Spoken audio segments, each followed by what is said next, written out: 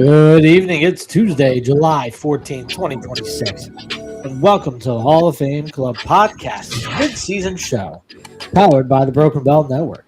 Tonight, the fellas will recap the ups and downs of the season so far, give a midterm grade, and there's something else going on today. Something kind of, I don't know. I feel like we're supposed to talk about something, but I can't remember what it was. Anyway, we'll do all that and maybe some more on tonight's star-studded show.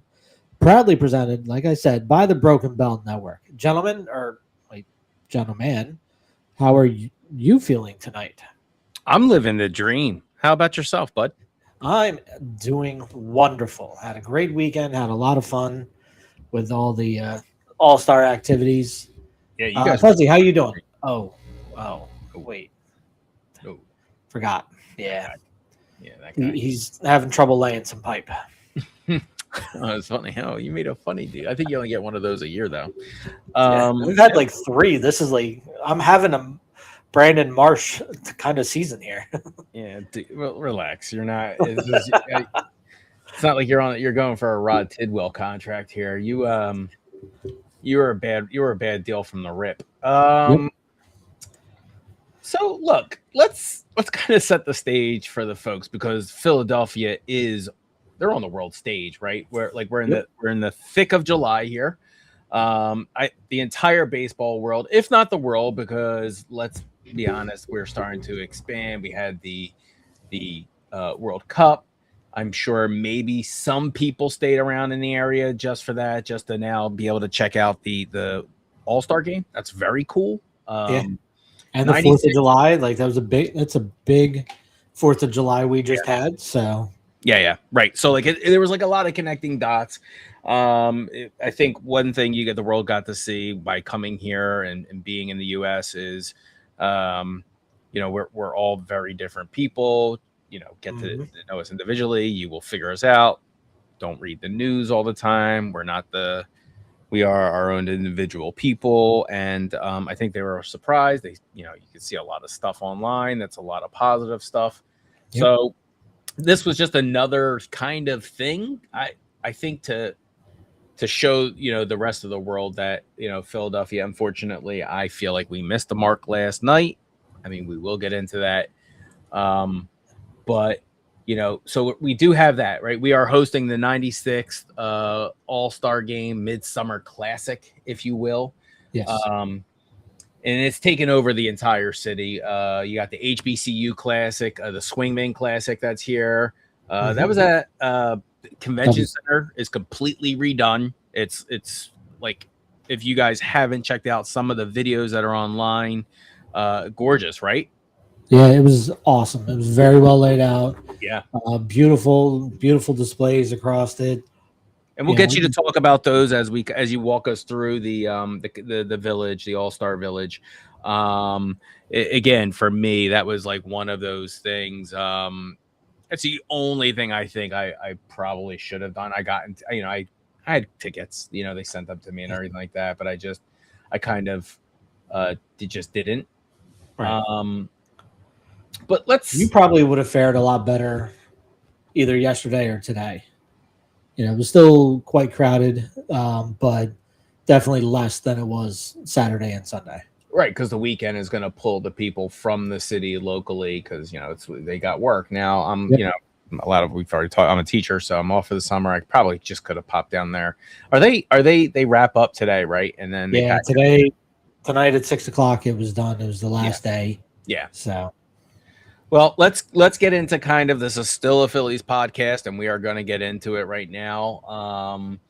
Let's talk about the rotation. So on June 1st, this pitching staff was being compared to the 93 Braves. I think maybe you said that, or Fuzzy said that. Someone said it to the degree, or maybe it was a comment. But over the last 6 weeks, I think we've seen some regression, right? Yeah, I think it's leveled out on some parts, and some guys have stepped up where they weren't doing as well. Well, let's specifically look at the Detroit series, right? We dropped 10-2 in the opener. Brutal 5-1 blowout in Kansas City. the starters aren't giving us like deep, efficient outings we saw in April and May. So the bullpen, particularly guys like Jose Alvarado, he had time to eat those high stress innings, right? He has to do that. Yeah. And his ERA is now suffering because of it. So my question I think I have for you on this one is this rotation simply experiencing a natural statistical regression to the mean? Because we've seen this before where like people were like, oh, the Phillies started 800 or 770 or something. That's ridiculous. You don't do that, right? Mm-hmm. So is this a statistical regression to the mean, or has the league actively adjusted to Cotham's pitching design? And what's the immediate fix that you would see as an arm refresh for like heading into like now the second half and into October? I think it's a baseball thing. If you look at the beginning of the season, as a staff, they weren't doing great. They were just kind of mediocre. Right. And then Sanchez got hot and went on that 50-inning run. Wheeler came back, started pitching really well. Luzardo is still – he was above where he was at the beginning of the year, but he's still – he's a number 3 for a reason. Right. Well, I think they're just coming back into reality. I think Sanchez will pick it back up after he has a few extra days off here.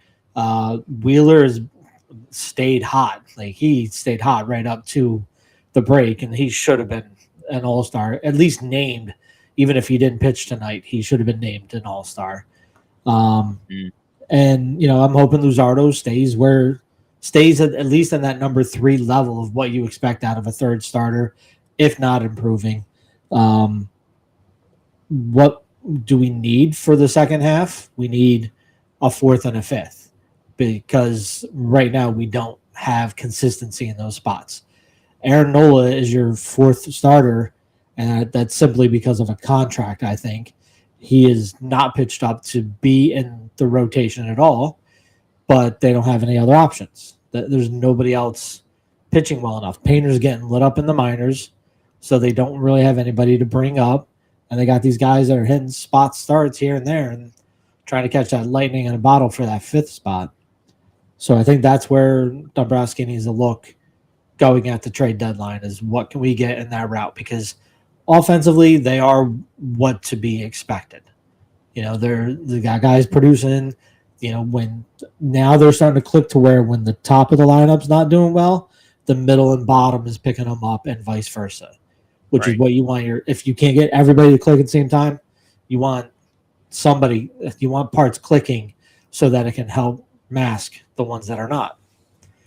So that might bring me to this kind of point with you, and you segued your own, right? Because it's weird. Right, we are slumping and we are starting to see cracks in the rotation. I don't know if it's time to worry or anything like that. And that kind of brings me to this question about the trade deadline. So let me give you my setup here, big guy. Taking strictly a look at lineup, everyone wants to talk about marquee names. But if you dig into the StatCast data from this recent slump, and I'm only talking about this one, a glaring issue does appear. Okay. Our team's chase rate on pitches outside the zone has spiked back into the bottom tier of the league, and we aren't hitting homers, right? I mean, by the dozen. So, couple those two together, the offense completely stalls. So, meanwhile, the production out of the outfield corners, outside of when we get a hot streak from the regular, guys we have seen come to love to know. We're talking Marsh, who's had an incredible season. This has left us kind of like in this vulnerable. What happened there? In the All-Star game, Caminero was down. Oh, he took a shot. Yeah, I'm sorry. We're in the middle of this live All-Star game. You don't want to see anyone get hurt in any game, but definitely not in the All-Star game. Did he looks like he might have got hit in the hand. Where he's grabbing the hand or elbow. It looks hand. It looks like he's grabbing the back of his hand. And he just ran off the field. Yeah. Oh, no, finger right on the knob. Well, that's your hand, dude. We're talking about. Come on. Oh, But I'm just saying, like, where it got it was not. Yeah, fingers right on top of the knob. Yep. Yikes! Yikes! Yep. Yikes! The Especially with the season he's been pinky in the having. ring. He's the Yeah, you don't want that. Oof. So I think what I'm trying to say is we know there's a corners problem. This isn't something new to the Hall of Fame club. We have talked about this before. So we're vulnerable to that high velocity right-handed pitching. That's, obviously dominant in the league right now. So I want to look at the obvious here. If this team's fatal flaw still its inability to pivot to like situational contact-based approach playing baseball. So when the long ball isn't failing, right, or there's a roster construction issue in the outfield, does Dave absolutely need to address that before is that a higher priority than your aforementioned pitcher situation, right? So do you feel more worried to pulling the plug on the pitching, or are you thinking that this is like really like the outfield is still obviously the major hurdle here? I'm a firm believer that especially come October, you can never have enough pitching.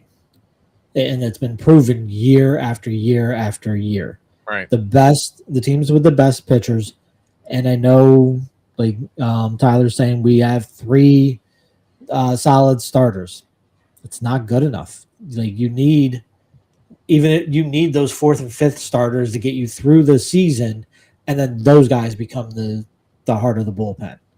Like you need pitching above all else because you can find ways to manufacture runs. Even this team will find a way to manufacture runs. It's about keeping the other team from doing it. And that's why you need the pitching. We got shut down the last couple of years by better pitching. They shut down our offense. If we can shut down somebody else's offense, then we can win the game. Those games we're scoring 1 or 2 runs. If we can keep the other team to 1 or 2 runs, we're at least in it and a battle. I'm not disagreeing.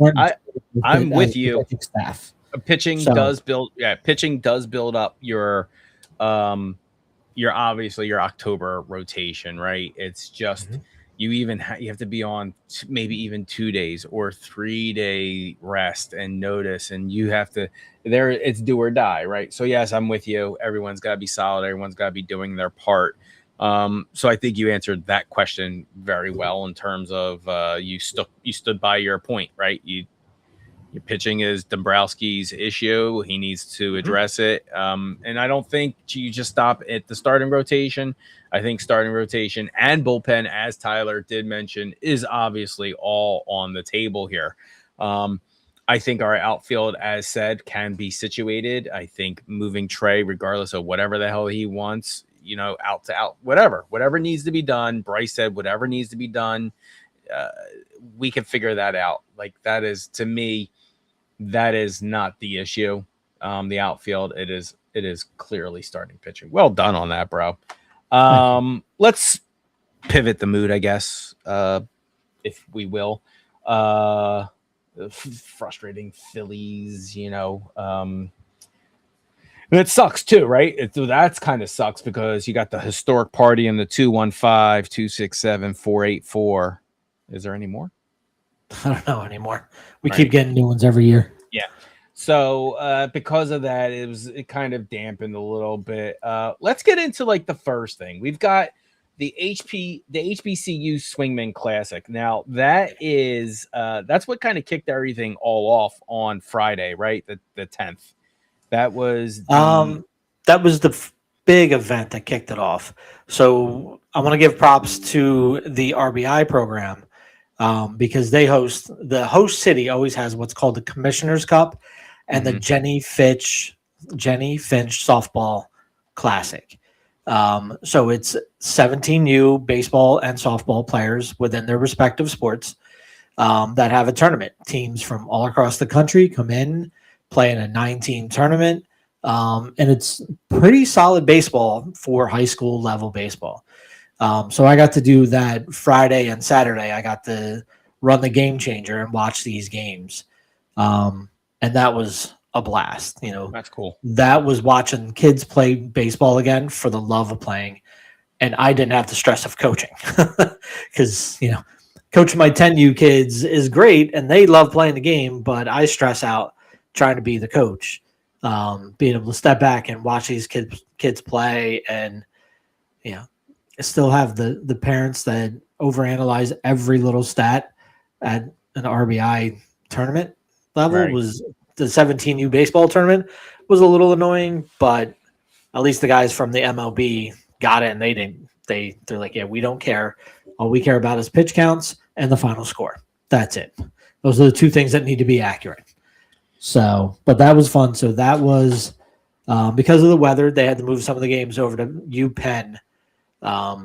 So Saturday when we were there doing that game, that was fun. When the weather rolled in, we had a nice little storm, just blow right through. The kids from Compton, right before the storm, they cleared the fields as soon as lightning was in the area, as they should. Next to a big metal building, you have to. But the Compton kids decided right before the big heavy rains came, they wanted to get their stuff out of their dugout. So they come running out of the team room to get their stuff, and these poor kids got caught in the dugout. And it was like we were in the press box. I couldn't see the scoreboard in the outfield wall. That's how much it rained. So it was it was a blast. I had a lot of fun doing it. And if you get an opportunity, if you're in Chicago next year or anything like that, definitely go and check it out. What is like when you got? How did they select you for the RBI thing? What did they reached out to you over there, or was it like you guys volunteered, voluntold, or asked? It was definitely asked. I have a pretty good relationship with the Phillies RBI department. That was my cat. If you heard that, that was my cat. Did you hear that? I did not. Oh, maybe because I was talking, I didn't hear it. All right, but yeah, so I have a good relationship with the Phillies RBI program, and the guys that actually work directly for the Phillies. He just emailed me. And he's like, "Look, we need some help. We don't have enough guys to run the scoreboard and run Game Changer. Would you be willing to do it?" So what fields did those happen at? So it was supposed to happen down at the Phillies Youth Academy fields down in South Philly, which is in FDR Park. Like if you go around to the back next to the big highway, that's right where they are. But due to the weather, one of the fields is turf and the other one is natural. So the one that was unnatural, just the rain just completely destroyed it. Like they couldn't play games. So those games were moved up to UPenn. That makes a lot of sense. I'm actually shocked they didn't use the LaSalle and Drexel and UPenn fields just to facilitate most of them. FDR is kind of beat up. Yeah, but they wanted to keep it at the Youth Academy. Just because they're right there. It's right next to the facility. And there was a lot of events that these kids were going to afterwards, where they got to meet a lot of the players. They had a special dinner and all that kind of stuff. So, MLB took really good care of them, and it was all at the stadium. So it was just easier to have all the kids there, closer there, if they could. No, so was any of the games played in CBP? No. Because CBP was being used, setting up for the HBCU, setting up for the 3-on-3, then the Homerun Derby, and then tonight's game and the Futures game. Like there was so many things going on that the setups on the field that had to happen were too much to. Yeah, I just thought maybe even the championship game might have been on the field, but no, I get it. The HBCU, that was the first event held for. Now, if you're not sure what the HBCU is, it is it's Ken Griffey's game basically. He started this in 23 years. This is the third year. So 23. Okay. Yeah. So he started in 2023 to get this national exposure to D1 athletes from historically black colleges and universities. So, and historically, Philly has a deeply rooted kind of connection to black baseball history. We are, believe it or not, it's covered up if you go down there in West Philly now, right down there off of Belmont Ave. But we have the Philadelphia Stars from the Negro League playing out in Penmar Park, which is kind of like, if you go out there, I think I've taken a couple of students out there just to kind of get a vibe for it. Now there is some housing that is mostly on what was Penmar, but there's like a lot of monuments out there. So we just have it, like it's here. It was very deeply ingrained baseball in the city, and the Negro Leagues were no exception to it. So when you watch and you were there, so we're going to get into this, you have watched the sheer athleticism that goes on with college ball, right? There's a lot, it's a lot quicker pace. It is maybe sometimes less methodical because of just they're making up for lack of experience with brawn and ability and quickness. But my question to you is, how crucial do you think this HBCU, the Spelman Classic, is crucial to like rebuilding baseball's like pipeline? Because I know you deal with the pipeline specifically out in Parkwood area, but what about urban communities, right? How does it like hosting like in a historic city like this? What do you think that does for our kids to be able to see this? I think it's great. We want to see across the board. You want to see more. This is just me speaking. I want to see more American athletes in professional baseball, whether they're black, white, or whatever. I want to see the kids that grew up watching it here in our country playing in our league. Not that these players from the international players from Japan, from Latin America, from anywhere else in the world that they're coming from to play here aren't great to see. That Shohei is one of the most exciting players to watch. But it's, it's just what I would like to see, because I think that helps the game grow within our country and keep us loving the game. And this is just one of those parts of that. Seeing these kids play, seeing especially historically black colleges and universities players in these games. And obviously, based on the name, it's mostly black players, black and brown players. It's great to see them playing the game and growing it and going. And those players also went out to the different communities and the rec centers and were trying to help continue growing the game and exposing the inner city kids to these games. And that's what RBI was started for, was to keep growing it within the areas that don't have a lot of access to baseball. And baseball has become a very expensive sport. So having the exposure to these players and seeing that even though, the quote unquote suburban kid has a $700 bat that launches it, at 12U, you can hit 500-foot bombs. You can see too that these guys don't need that. You can still play the game of baseball by hitting gaps and hitting doubles and triples and driving people in and just growing the game that way. And seeing these young players especially use their speed in the game it's just exciting baseball to watch. I always loved watching the fast guys between stealing bases, taking the extra base, getting to the ball in the gap, getting to the ball in the hole when you're a shortstop or a second baseman, and those take speed. It's not all about just a great read on the ball. Sometimes you just got to be fast to get there. And it's great to see these particular players focus more on the speed and the skill of the game rather than just trying to hit it as far as they can. Yeah, I see this hosting these types of classics that surround the All-Star game is a great way to, and again, I think baseball is a completely awesome melting pot of culture.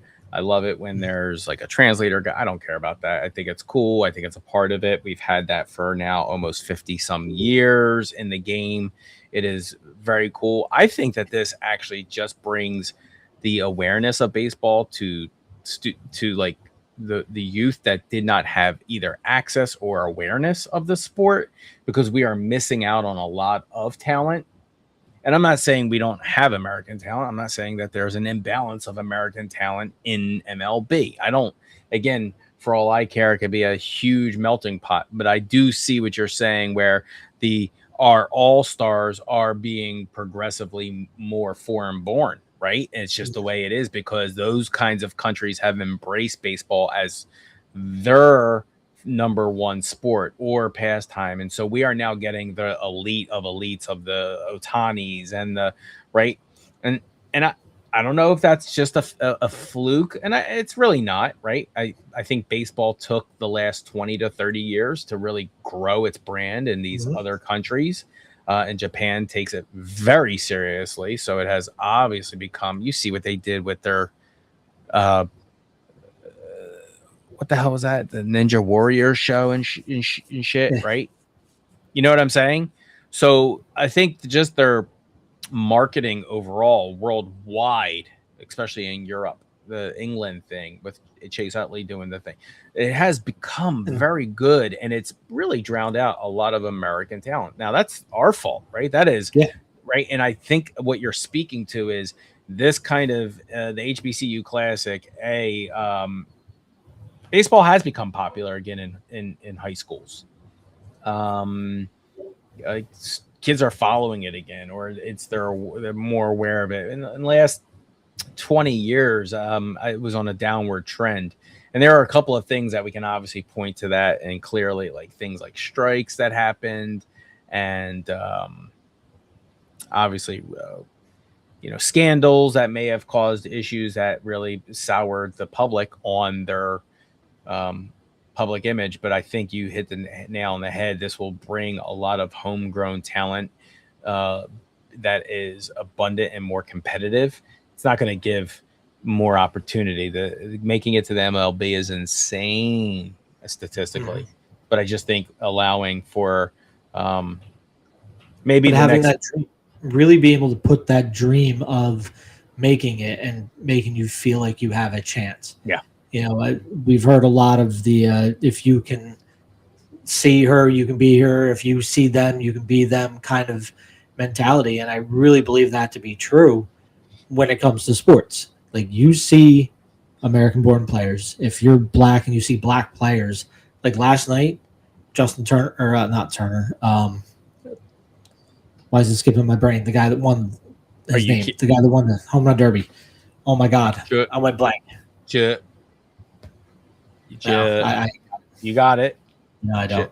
Go ahead, tell me. No, you got this. Google's going to tell me. No, because it was. Didn't you go? No, I wasn't there. I was sitting. Jordan. Was it Jordan Turner? Jordan Tucker.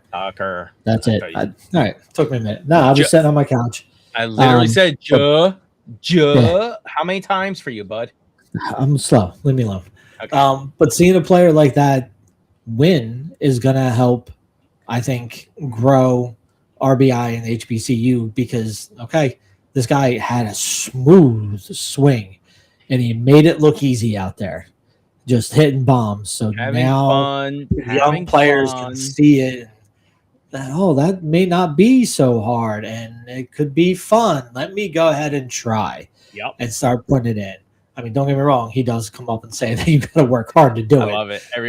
Everyone's yelling at you. Yes, I know. I'll admit I fell asleep halfway through. Chutley moved to England 3 years ago to grow the sport. Yep, exactly. MLB marketing has gotten better. It is one of those situations, and that kind of is going to now segue us into the village, right? Let's get into what's that? Chris said he's on his way home. Do we want to wait on Fuzzy to come and tell us about the village, or weren't you there too? I was, yes. Yeah, you could jump. He'll get here halfway through, he'll jump in and add his horse shit. It's fine. Okay. So it was Capital One All-Star Village, not to be confused with the T-Mobile All-Star Game, but it was at the Pennsylvania Convention Center, which is in Philadelphia. Now, MLB didn't just set up like standard batting cages. I have seen some past villages, like MLB villages. They actually built a city of neighborhoods, right? So it's mapping out sections to look like South Philly, Fairmount, Old City.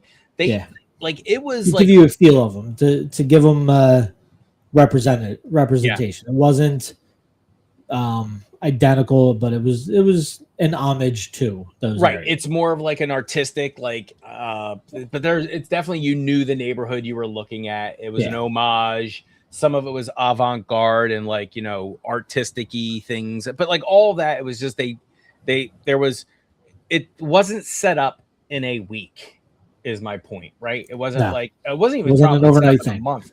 The planning and the designs have been obviously a year in the making, and it really showed for it. And then of course you got your guys, like you got Ryan Howard and Jimmy Rollins just doing a live episode of the 611, like right there on the floor, just right there. So as a guy who does live between two cities, right? And seeing how both teams handle things, and just, you get to claim whatever you want to claim at any day of the week. What do you make of MLB's effort to actually inject genuine Philadelphia neighborhood flavors into a massive corporate fan festival, rather than just rolling out that cookie cutter experience that we have seen in previous All-Star game experiences? I loved it. I love the feel of it. I thought it was very well laid out, very well representative of the city. And, even from an experience standpoint, it made it a lot easier to find things. Like you wanted to do a certain experience, you would look on the app and it said, oh, it's in South Philly.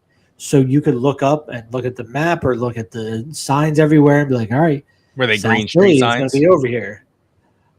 No, it was like big block signs that said like Center City or South Philly on it. It wasn't really stylized to be like a city thing, though. That it was the signs like not hanging from the ceiling, but there were poles that had the different signs, like it looked like the ones around Center City that tell you like, City Hall is this way, Fairmount Park is that way, or whatever. The blue ones with the touristy stuff on it. Yeah, is that so what those directionals were? That's cool. Yeah. So it made it easy. Yeah, it was very easy to find stuff. Yeah. So it was great. I like the way, like I said, I like the way it was laid out. I liked the way that they tried to do everything they could to make it as open as they could and get everybody involved. As long as you had patience, you could get involved in everything in there. I wasn't a big fan of the reservation process because there were certain things that you had to reserve, which I understood. Like, you didn't want to overwhelm the guys that were signing autographs and have them there for 6 hours signing autographs. Like, you had to control that a little bit. I get that. 3 hours later, went in at 9 o'clock to try to make reservations, and by 9:01, every single thing that is there was sold out. Like, something was up. Something's in there, and I know concert tickets and all that kind of stuff go through the battle with bots buying up tickets. So I almost wonder how much of it was that. But we were still able. They still had a lot of standby lines, so you could bypass. It just took a little bit longer. And that's why I said, if you had the patience, you could still do all the stuff, and you just had to give yourself time. Yeah. What was the wowest thing to you when you were there? I think for me, I'm a big fan of Coach Ballgame and trying to adopt a lot of his theories on coaching with kids and trying to remember that it's a game and make sure they have fun, and about development of players, not just winning championships. So he was there on Sunday, and that's the day I went. And he was out there all day long. He got a little break when there was another event that the mascot Homerun Derby, so that they built in a break with something else taking his place. But even that one, it was another one where you would expect with reservations, it's going to fill up and you're never going to get onto the field. The kids are never going to get on the field with him. But the way he ran that program, his time out there, every kid that had a reservation got in there. Every kid that was in the standby lines had a chance to get in there and hit a pitch from either coach ball game, or he had like Lance Parrish threw some pitches to some kids. So cool. A couple other of his guests threw some pitches to the kids. So you were either an MLB legend or coach ball game throwing you pitches, which was cool as heck. And he kept all the kids engaged too. Like, and it was, some of those things you expect to be a little bit of a cluster where the kids are going to be running into each other. They're kids. They're having fun. Everybody wants to get the ball. But the way he set it up was like, all right, if you're an outfielder, you stay behind these cones. You don't cross them. You guys can play. You can get whatever you can get out there. Guys that are on the infield, you're going to be doing the same thing with the orange cones or whatever color it was. And then he noticed how many batters he had. About halfway through the batting lineup, switched it. If you're in the infield, you went to the outfield and vice versa. So it was great. Yeah. Like, but he's a coach, right? Like he's a coach by trade. So it's management of people. That is a thing that is, it's a rare trait. So if you have it, especially with sports and just giving out, like, I need you to do what I am saying thing more than I need you to do what you're feeling thing, which is nice. It's always like, what's the difference between a coach and and someone giving criticism? A coach is like, listen, you need to work on your conditioning. We need to make sure your speed training has got, gets better. And then I need you to be able to intercept and get in control of the ball, as opposed to criticism as you're fat, you can't get to it. You need to, you're out of shape. Why can't you do better? Yeah. Right. That's like, so there is a craft to it. Let's get old Big Red on here. Oh, geez. Super ugly. So Chris, why don't you give us your take on the whole village? What did you think about it? I think like JV said, you had to be patient. You had to know going in there it was going to be a madhouse. You couldn't get mad. Like I said, the only complaint I have was the reservation system. But it happens. I'm not going to sit there and lose my mind over it. Like it was packed, but I got to see a bunch of former athletes. I sat in on a Q&A with Ron Reed and Lance Parrish. Funny story, Nolan's out in the outfield standing next to Lance Parrish. Jeremy had no idea. I'm like, do you know who he's standing next to? He's like, no. I'm like, that's Lance Parrish.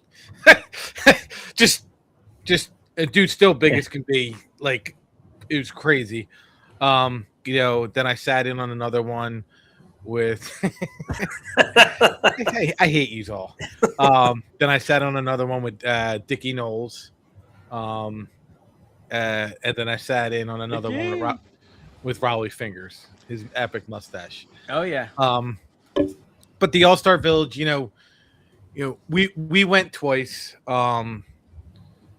And it was a lot of fun. One of the things I did like is Melissa got a grilled cheese, I think, from the San Francisco Stadium treats. I got Korean barbecue nachos. I want to say Colorado or Arizona. We got banana pudding from the Baltimore Orioles. But the big seller was the Texas Rangers had a sombrero. And inside the sombrero was tacos and nachos. It was $40. It was great. And I didn't know it was an actual sombrero. Like, there's some guy walking by and I look at it and I look at my wife and I'm like, that had food in it, right? She's like, yeah. So the guy's in line with us. And I'm like, this dude's wearing a hat that had guacamole, avocado, lettuce, tomato, beef. I'm like, whatever floats your boat. But everybody down there was as nice as can be. I didn't run into any jerks. I don't know if you did, JV. I ran into the one guy, Butcher from Drunk Phillies Fans. I got a selfie with him. Me and Melissa did. And then, me and JV are sitting there and we're watching. Nolan's playing. And a guy comes up and says, is this a Homerun Derby for the mascots. I'm like, I don't think it's yet. I don't think it is yet. I was like, he may know. So I look at JV, and JV goes, yeah. I'm like, all right. Guy comes back and he starts talking again. I'm like, you're Jeff Skursky, right? Yeah. He's like, yeah. I'm like, all right, cool. just making sure. So it's like, and I would say that was the highlight of my weekend. It was. However, but my wife, God bless her soul, was on a mission. An absolute mission. And I've never been so tired and so sleepy. But after 23 years, she got her picture taken with. She got a hug from Mr. Chase Utley. I don't even know if she spoke to Ryan Howard. I don't even know. He came up to me and he was like, "Hey man, how you doing?" I'm like, dude, thank you for like 2008. I'm like, thank you for your MVP season in 06. I'm like, like your 3 home runs when you were sick on Mother's Day or Father's Day in St. Louis, like, and I turn around and he's hugging her and I'm like, oh great. So then never get back. Right. So then my wife, funny, later on in the day, she asked me to send me her Venmo. So I sent her $20.06 to remind her of the year me and her got married. Just to remind her. Because she was in her glory. Like she's had a hell of a weekend. She met Chad Michael Murray from One Tree Hill. She met the other guy, his brother in the show, James Lafferty, and she met Chase Utley and Ryan Howard. But the 611 podcast was pretty freaking cool. Tell us about that. So, like, I think, were you there for the Howard and Utley one on the floor where they did it right on the floor? Right on the floor. Tell us about it. What happened there? Well, we tried to meet Chase. Yeah, line got cut off. Melissa was not very happy. Okay, she's like, "We're leaving." I hear. I'm like, all right. I'm like, we can leave. I'm like, I don't really want to do anything. I'm not waiting and I'm free. I'm not waiting with 100 people in line to get a free All-Star hat. Would have been cool. No. So she's like, so as we're getting ready to walk out the door, she's like, wait a minute. Let's go to the 611 podcast. I'm like, that's cool. Fine with me. So we go back up. We find a guest service. It's like, where's the 611 podcast? They're like, right there. Melissa plops her ass right in front. So. Like a little kid waiting for story time to start. Sure That's did. where she was. Crisscross applesauce and the whole bit. I went and I got a chair and I sat right next to her. And I'll say this. I'll get into the topic of like what they talked about. But at the end, they were very cool. They signed autographs. I was really shocked that they did. They had a trivia question. This would have been a very good trivia question for you to ask me. They asked, what was this to do? They asked, what was the starting lineup for the Game 5 2008 World Series? Now, I would have gotten it wrong because I would have had 2 players flipped. What 2 players do you think I would have got wrong? If you could go back and just think of like the team. So you figure Rollins led off. Who batted second? Polanco? Polanco wasn't on the team yet.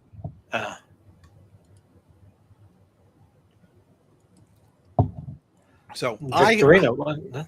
Now Victorino would have been like 6 or 7, wasn't he? No, I would have had Victorino at 2. What it was Jimmy 1, Worth 2, Utley 3. Oh my God, Worth number 2. Howard 4. Pat the Bat 5. Shane 6, Pedro Feliz 7, and Chooch 8. That's who I would have had. I would have had that flip flop with Shane batting 2, but it was Worth batting 2. Huh. But it was and there's one dude who he won like a 6-1-1 bat from them. He like he went up and I'm looking at that guy and I'm like, that guy's young as shit, and he had his shirt. His 2008 World Series champion shirt from when he was like 7, and he got it taken with him. Oh, congrats, dude. Yeah, she was. Listen, that's awesome, dude. That's like, first of all, she was super excited. She's dressed like a hussy.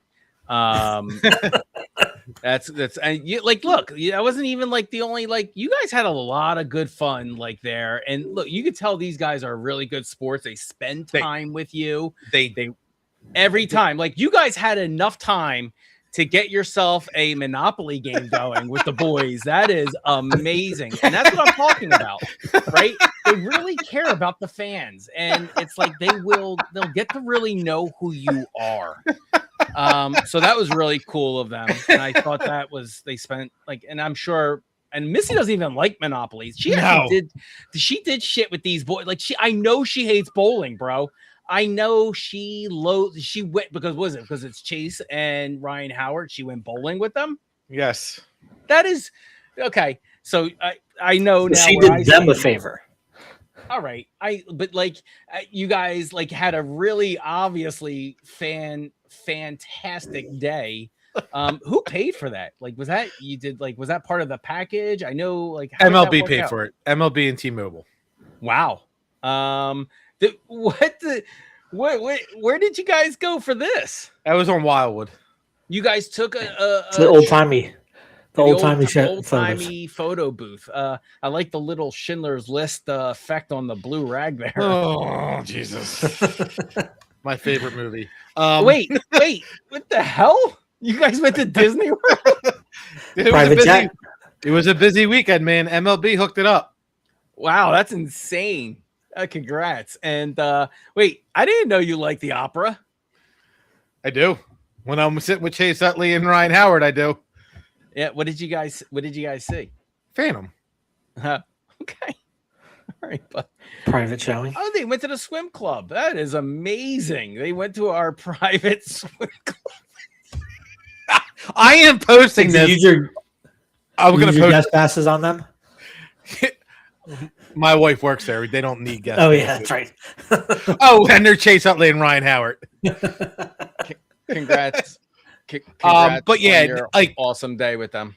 But it was cool. Like, and listening to them talk about like the city of Philadelphia, you got to remember something that all four of these guys, one's from Missouri, three are from California.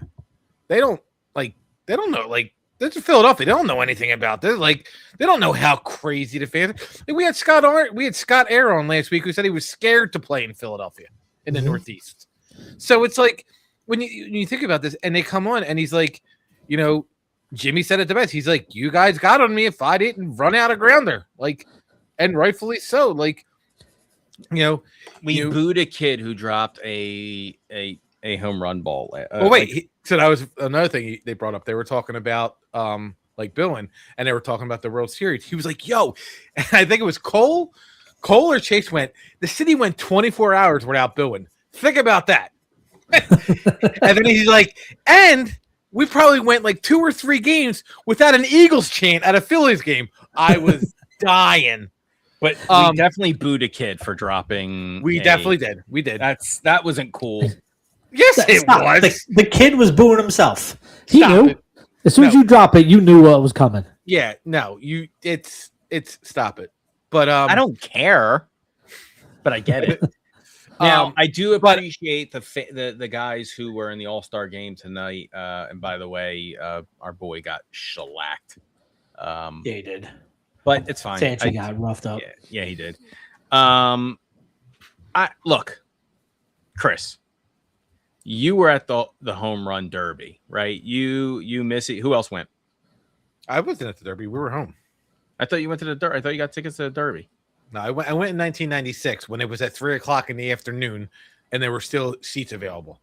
Like, wait. I thought you got tickets to the Homerun Derby. Am I wrong about that?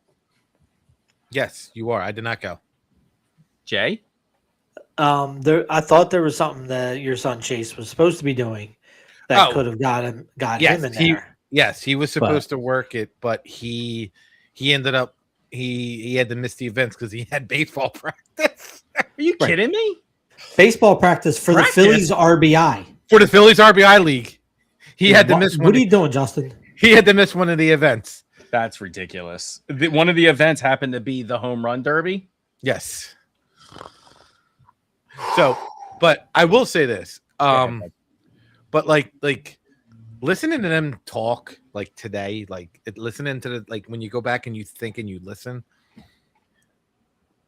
like it just brings you back to like 2008. And when you sit there and you think of, I know the plays they made, I know this, I know that, and they were bringing them up, and they remember them.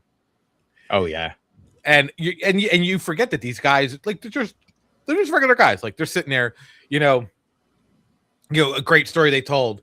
They all went out to the, except Cole. He said on when they went out in the bottom or the top of the ninth with 2 outs, and Hinsky came up, and Rich Doobie came up, and they were like, oh, he's like, oh, Rich was talking to him. And he's like, so how'd you do against how are you against Hinsky? And Brad Leach turned around and said to Doobie, oh, he's waffled me. I don't know. Waffled in baseball terms means he hit the bullshit out of you. Yeah. And Jimmy looked at him. And they all looked at each other. And Chase he's like, I was in another world. He's like, I don't even know what he said. If he could have said that, I'm not gonna agree with you. I'm not gonna argue with you. But he's like, I knew he was striking him out. So he said, Doobie said, go through the 3 best sliders you have in the history of the world. And he did, and he did. And it was, they were sitting there, they were talking about like the pile on, and they were like, like, he's like, I don't remember it. Usually me and Jimmy, we run to each other after a win game, and we do they did the handshake before the podcast, which was cool. We tried to get him to say what he said at the parade, but there were kids there, so we didn't do that. But he's like, and Shane comes flying in, jumps, misses, and then does it again. Yeah. And Howard's like, nah, dude, you get 1 shot. Like, you don't get to do it again. like I just listen to these guys talk, and it's like, it's crazy. And then another thing that was brought up, and Keith, you will enjoy this. They brought up the ABS. And they asked Chase, and they were like, what if he's like, is there one specific at bat? And Chase is like, I know exactly what it was. 2009 against the World Series against Mariano Rivera. He's like, it's still not a strike. And we're all like, yeah. And then they were talking about, but then Howard asked them something, and it was, oh God, I thought he was going to say the game against the Giants that ended the series in 2010, but he said no. He's like, it was a regular season game. They were playing the Rockies. The catcher got, whoever it was for Colorado, got called out on strikes, and they started yapping at the guy, and Howard led off the inning, and he said the guy called me out on 3rd strike. It was 2 feet off the plate. 2 feet off the plate, and he said he looked at the catcher, and the catcher winked at him. Payback. Like, what? Right. Right. Yeah, it's a makeup call, and it happens. Like, people who don't think makeup calls happen in professional sports, you're out of your mind. Yeah. No, I haven't seen one in the WNBA yet, so that's okay. It's harder now because of like replays. So when replay system is like in the NFL, you can make up a phantom holding call for a bad call on a roughing the passer or something like that. You can do it there because things that are unchallengeable. They're not challengeable. But like strikes and everything you can challenge. Right. But it was like listening to them just talk about it, and literally they all praised the fan base. Like it's he's like without you guys we couldn't win. And you don't really know what that means to like someone like myself. Like, I grew up a Phillies fan my entire life. I lived through 93. Like, I was not Did you happy. cry? Did you cry? I did not. I was mad as shit, and I went to bed because I think I heard Harry Callis call it, and I just went to bed. I did not cry. My girlfriend at the time, her brother did cry, and he was like 5 years older than us. So I was thinking 13. He was like 18 years old crying. And you know what? I mean, I think I was more pissed off than I was upset. You know what I mean? Like, I was just like, son of a bitch. And he was just like, maybe I would have cried.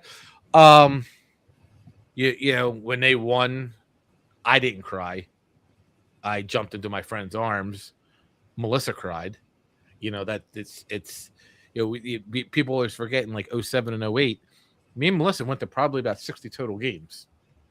Like, so it was like, you know, like, Christ, my son is named after Chase Utley before they even were World Series champions. So it was, you know, hey, and just listen to them talk and like just praise everybody, like praise the fan base, praise them. Like, it's crazy. And you really are a part of the team if you think about it. Like, you know, it's one of the most experiences I'll never forget, where I was, who I was with. You know, it will always live in memory. That whole series will live in memory. The plays that were made, the love that was shown from everybody, it was just ridiculous. And for them to bring it up again, it just brought back great memories. Yeah. You know, And it kind of gives a lot to, like, I think, JV, you agree with me? I think it's you can see it too, but like, you would think that there's a mix of the crowd, like out of towners, you got sponsors all over the place, casual fans of baseball coming to see an all-star game. Like, you would think that would like dilute the terror, you know, the hometown advantage that we pride ourselves on. But I want to just say that, like, the sheer gravity of this city's baseball culture, I think, still breaks through, and you see it through TV, you hear it through TV, and I think it does change the energy of the broadcast that we're hearing. Oh, definitely. This is how crazy the city is. You got to remember, Game 5 got rained out, so everybody had to check out the next day. Yeah, they did. Tampa Bay had to stay in hotels in Delaware because all the hotels were like, nope, we're full. Think about it. Think about how wild that is. Hotels in Philadelphia were like, nah, you got to go. Right. And they had to go up in Delaware. When they were sitting there and they're telling that story, you know, they were like, we're not, because they you know, they sat there and they said, like, you know, if we win one game in Tampa Bay, they know what crowd they're going to, and they know they're not losing. But for hotels to turn down a baseball team in the World Series, that is the most wildest shit ever. Ever. They're like, nah, go to Delaware. And they sent them to Delaware. Yeah. What? Oh, I love it. Let's talk about some more guys that moved on. They returned, because there was a bunch of people there, and I want to know if you guys got a chance to see them, talk to them, or interact with them in some way. I'm really interested about it. But so I'll start. I didn't meet anybody at the Village because it was just too much going on. Okay. My story was at the HBCU. So I walked in, I looked to my left, and there's like nobody, like dude just kind of standing there by himself, nobody around him. I'm like, holy shit, it's Morandini, like literally standing right next to me. And I was like, hey, how you doing, Mick? And so I shook his hand and talked to him for a couple of minutes, got a picture with him, but people kind of recognized him after that. Then Sandy saw Vance Worley. The Vanimal. And she goes, is that Vance? I'm like, yes, that's Caleb's real father. So we go over and we were talking with him for a good 10 minutes before anybody else even walked over and realized. Did you tell him we nicknamed him Vanimal? Caleb? Oh, no. Nah, I didn't talk to him about that. I asked him more about the WBC stuff. And he was like, you know, he said it was weird because it was like the rosters were finalizing and he got a call a month before the tournament started. And he had to like crash course to get himself ready to pitch in the WBC. That's crazy. He's like, it was the craziest thing I've ever done in my life, trying to get ready. And he's like, and I'm done. I'm not doing it again. Yeah. But I'm like, what was the overall experience? And he's like, it's the closest I've gotten to being in the big leagues again since. And it was like, and the closest I could get to being in Philadelphia was when we got to play against the U.S. team in the U.S. or playing against Japan in Japan. Yeah, that was like the second those fans round, right? went, That was actually, yeah. They did play in the second. Yeah. Those fans were crazy and having a blast. And he's like, it's the closest thing I've experienced. And you got to remember, he wasn't on extremely good teams when he was here. Like, they were solid, but no, they 2011 is the start. Was like the start of the bad years. Yeah. So like, yeah. But he still said it's the closest thing I've gotten to playing here. And he was talking about playing at the bank. Like, it was. He's like, it was a blast, but he was a nice guy. He was the greatest guy, greatest to talk to for 10 minutes until other people finally realized. Vance. And I guess the way I was talking with him, like friends of ours, we happened to meet him down there going into the game. Like the one dad, he's like, or the mom, she's like, oh, you guys ran into friends already? I'm like, yeah, Vance and I go way back. Like, she didn't recognize that it was Vance Worley and talked to him like he was my best friend for a good 5-10 minutes. Now, and this goes beyond standard professional obligation for these players, right? Like, yes, they are elevated by a loud fan base. Like, we know that. We like those people talk about all the time. If you play for us, you play well for us. We ride or die for you. But this goes, I think, beyond that. Like, and Fuzzy, you touched on it. I think there is a unique, like, a debt of gratitude that our players feel that they owe to Philadelphia fans because of how fiercely we ride with them. And we just, I think we keep it pretty real, right? Like, Bohm got a taste of that early on. He was either going to get over it and do better, or he was going to crash and burn. And look, we do poo-poo on him from here to there and everywhere, but you're ours and we're dealing with you, and that's what it is. So, like, do you think there are certain people or players, former players, that are just doing it because I'm just here so I don't get fined type situations, or like what?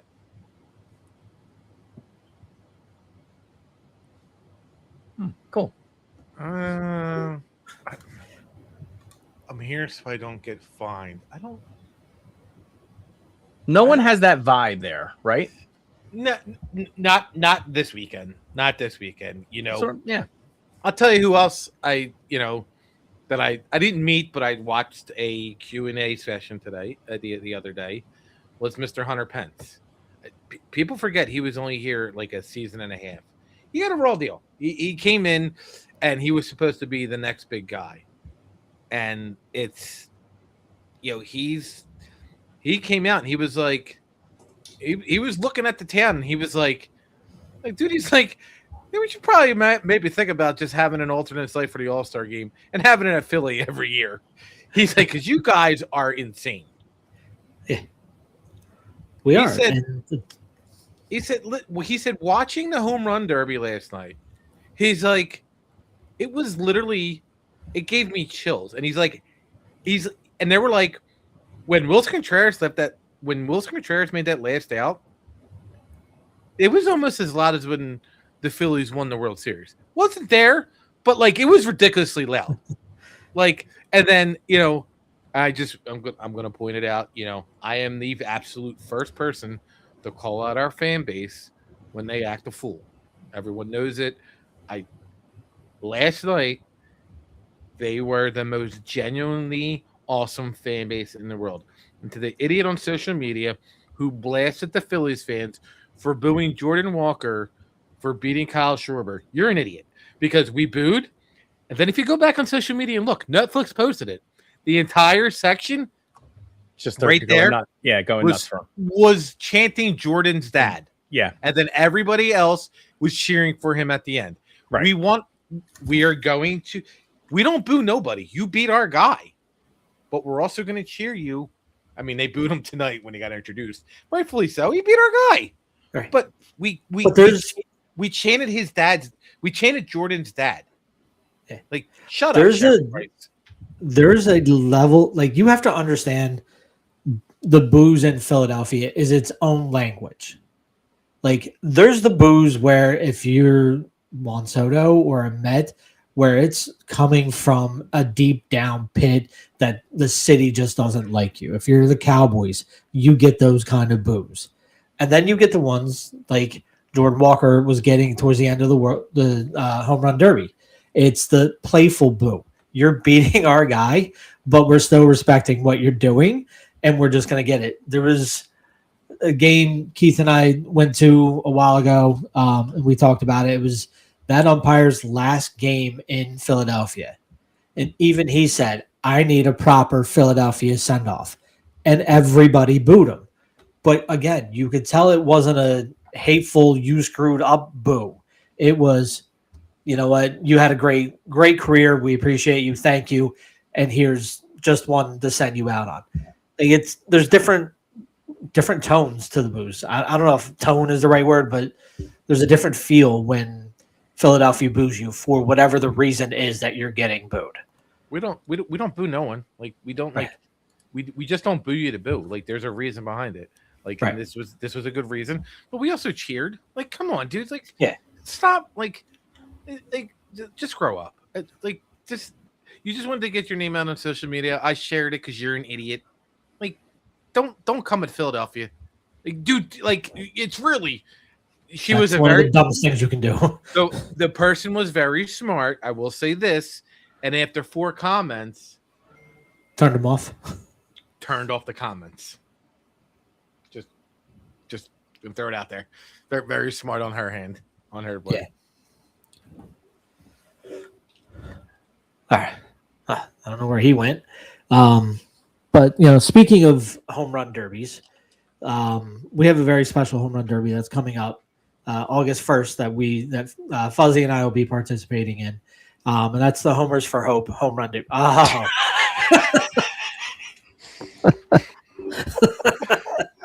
All right. So sent me.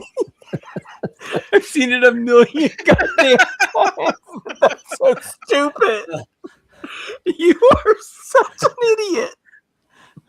All right. Well, as a reminder, the reigning Homers for Hope podcast swing off champion Fuzzy is going to be defending his title against me on August 1st. We're still looking to raise more money to help the Homers for Hope support the families and keep doing the wonderful work that they're doing. And we got a new luchador mask for this year, apparently. Oh God, this thing's my face is so fat.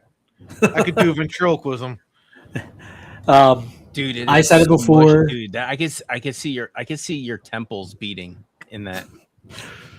I'm gonna look like a picture out of Roger Rabbit. You cannot wear that. You have to get a bigger one, dude. You are gonna hyperventilate and pass out in the heat.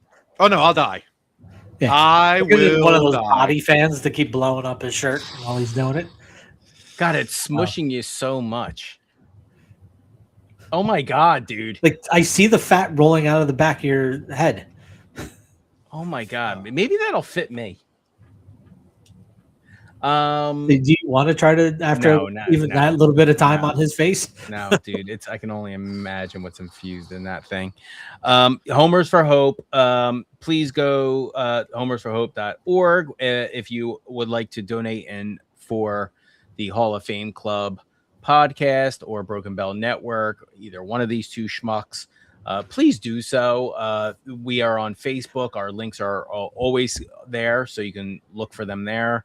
But homersforhope.org is the main link if you would like to see more about the families that we are supporting this year.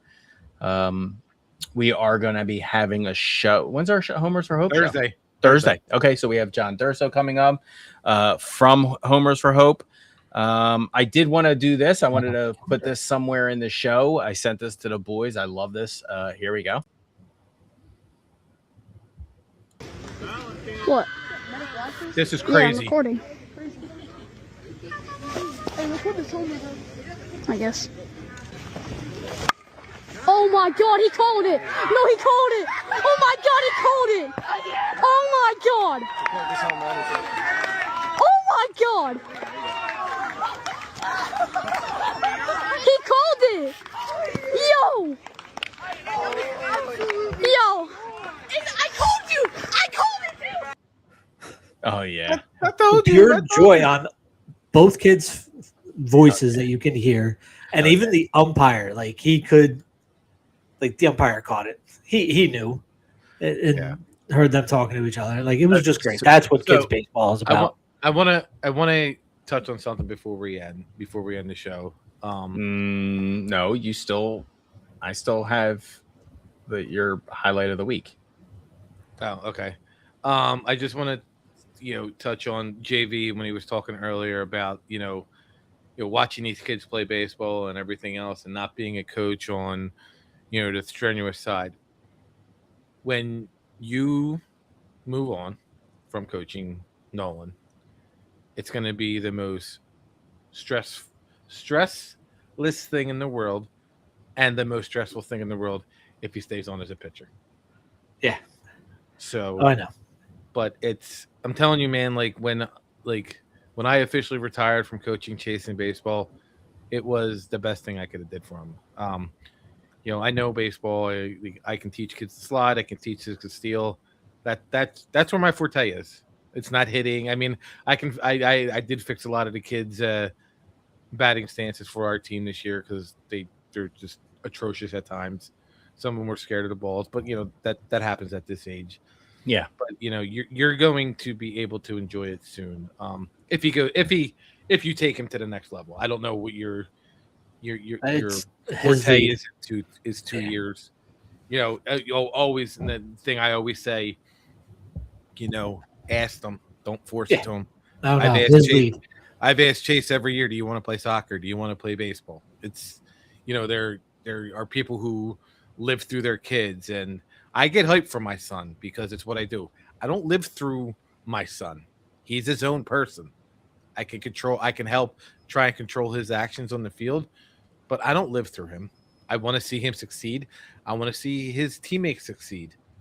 Mm-hmm. Again, I'm not living through them. Them losing a baseball game in the championship, it sucks. You're gonna lose.